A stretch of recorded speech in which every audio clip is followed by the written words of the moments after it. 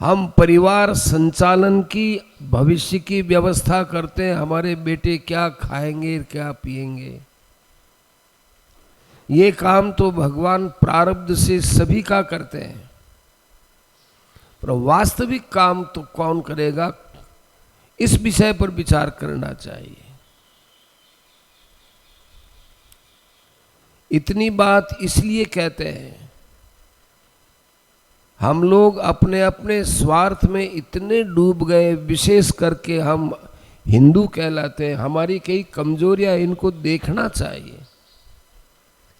जैसे हमारे शरीर में कहीं भी यदि कोई बीमारी है, कहीं फोड़ा है, फुंसी है, तो उस फोड़ा फुंसी को दूर करने के लिए प्रयत्न किया जाता है।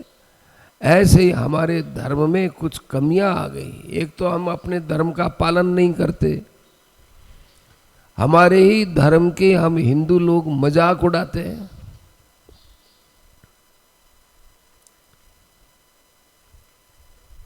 हमारे जो ऋषि मुनियों ने परंपरा डाली, उसी का हम परिहास करते हैं, अवहेलना करते हैं। बड़ा भारी दोष लग रहेगा। हमारे ऋषियों ने कहा चोटी रखा करो, तो हम लोग आज चोटी नहीं रखते। हमारी भारतीय वेशभूषा, हिंदू की वेशभूषा धीरे धीरे समाप्त हो गई और दूसरी वेशभूषा हमारे शरीर पर आकर चढ़ गई, हावी हो गई। ऐसे होते होते अभी इतना काम खराब हो गया,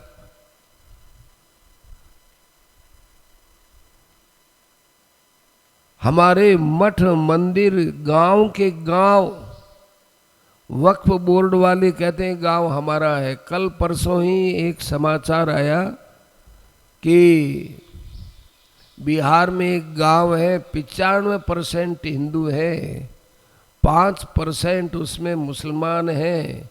वक्फ बोर्ड वालों ने कह दिया 1 महीने में ये खाली कर देना। हमारी जमीन है, धौंस पट्टी केवल। तमिलनाडु में एक गांव है कि सारा का सारा हमारा है साहब। अब बेचारे हिंदुओं को पता ही नहीं। एक आदमी जमीन की रजिस्ट्री कराने गया, तब ये बात पूरी खुली। उस गांव में 3000 वर्ष पहले का मंदिर है भगवान का। तब तक तो ये वक्फ की उत्पत्ति नहीं हुई। उर्दू का शब्द है ये वक्फ बोर्ड। अब वो इतना ज्यादा उद्दंडता पर आ गया, इस कानून को कांग्रेस ने पास करके इतनी उद्दंडता मचा दी, उनके हाथ में निरंकुश शासन दे दिया। जैसे बंदर के हाथ में मदिरा पिया हुआ बंदर और उसके हाथ में तलवार दे दी जाए तो वो क्या क्या करता है, ऐसे ही यह एक ऐसा कानून बनाया है जो कानून अब सर्वथा विरोध के योग्य है। पाकिस्तान के पास जितनी जमीन है उससे ज्यादा जमीन हिंदुस्तान में वक्फ बोर्ड के पास आ गई।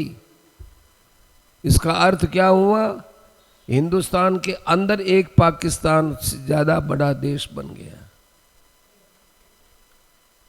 सरकार उसके लिए प्रयत्न कर रही है कि भाई लोगों से राय पूछी जाए कि इस विषय में क्या करना चाहिए।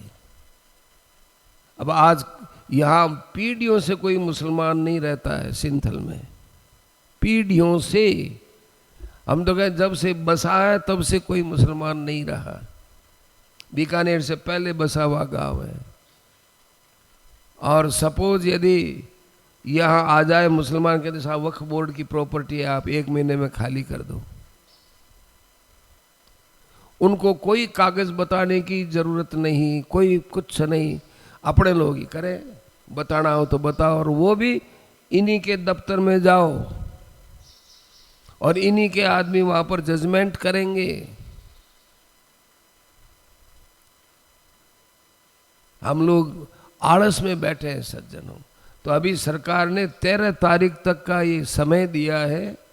अपने अपने मोबाइल से ईमेल पर, अब सारे दिन हमारे लड़के नौजवान टेलीफोन चलाते रहते हैं, उनसे कहो आप 10-15 मिनट निकाल करके ईमेल के द्वारा इस बात का विरोध करके वहाँ भेजो।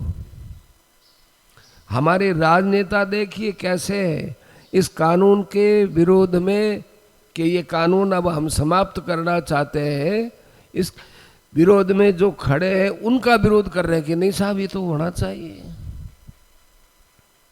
इसका मतलब उनका कोई न कोई राजनीतिक स्वार्थ है, इसके पीछे छिपा हुआ स्वार्थ है,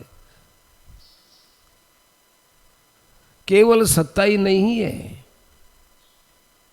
जो वक्फ बोर्ड का समर्थन करते हैं उनको केवल वोट बैंक की राजनीति का ही स्वार्थ नहीं है, इसके अलावा उनको और भी कई प्रकार का अंदर ही अंदर निहित स्वार्थ सिद्ध करना है, ये प्रतीत होता है। हम हिंदुओं की क्या दशा हो रही है देश में, क्या दशा ये करने जा रहे हैं। ये तो कोई यहाँ ऋषि मुनियों का देश रहा है, गंगा का देश है, यमुना का देश है, रामकृष्ण के अवतार का ये देश है। इस कारण से बहुत बड़े खतरे से बच गए 2014 के बाद से। अब ये नए नए पढ़त खुल रहे, पहले हम लोगों को पता ही नहीं कब पास हुआ, क्या पास हुआ, कुछ पता नहीं था।